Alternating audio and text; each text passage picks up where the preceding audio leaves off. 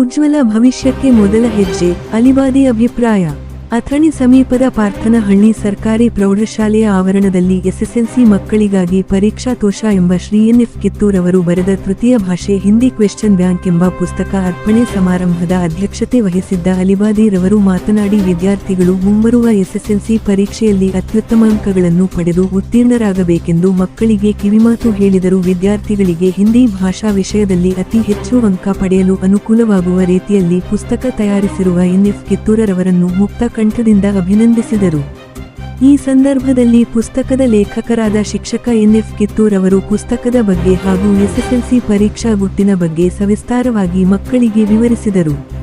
ಕಾರ್ಯಕ್ರಮದಲ್ಲಿ Prakash Hegganavar, real estate ಮಾಲೀಕರು, ಶ್ರೀಮುತ್ತು ತೇರದಾಳ ಅಥಣಿಯ ಖ್ಯಾತ ವಕೀಲರು ಹಾಗೂ ಶ್ರೀ ಕುಮಾರ್ ಕಾಂಬಳೆ ಪ್ರೌಢಶಾಲಾ ಶಿಕ್ಷಕರು ಹಾಗೂ ಎಟಿಎಂಸಿ ಅಧ್ಯಕ್ಷರಾದ ಮುಲ್ಲಾ ಅವರು ಅತಿಥಿಗಳಾಗಿ ಆಗಮಿಸಿದ್ದರು. ಅಥಣಿಯಲ್ಲಿ ಪ್ರಪ್ರಥಮವಾಗಿ ಪ್ರಾರಂಭವಾದ ರೇಡಿಯೋ ಪ್ರೆಸ್ ಮಾಲೀಕರಾದ ಚೌಹಾನ್ ಅವರು ಮಕ್ಕಳಿಗೆ ಗ್ರಂಥ ಕಾಣಿಕೆ ನೀಡಿದರು. ಕಾರ್ಯಕ್ರಮದಲ್ಲಿ ಪ್ರೌಢಶಾಲೆಯ ಮುಖ್ಯೋಪಾಧ್ಯಾಯರಾದ ಸುರೇಶ್ ಎಂ ರಾಥೋಡ್, ಶಿಕ್ಷಕರಾದ ಶಂಕರ್ ಜತ್ತಿ ಉಪಸ್ಥಿತರಿದ್ದರು. ಮಕ್ಕಳು ಆನಂದದಿಂದ ಪುಸ್ತಕವನ್ನು ಕಾಣಿಕೆಯಾಗಿ ಪಡೆದುಕೊಂಡು ಸಂತಸಪಟ್ಟರು.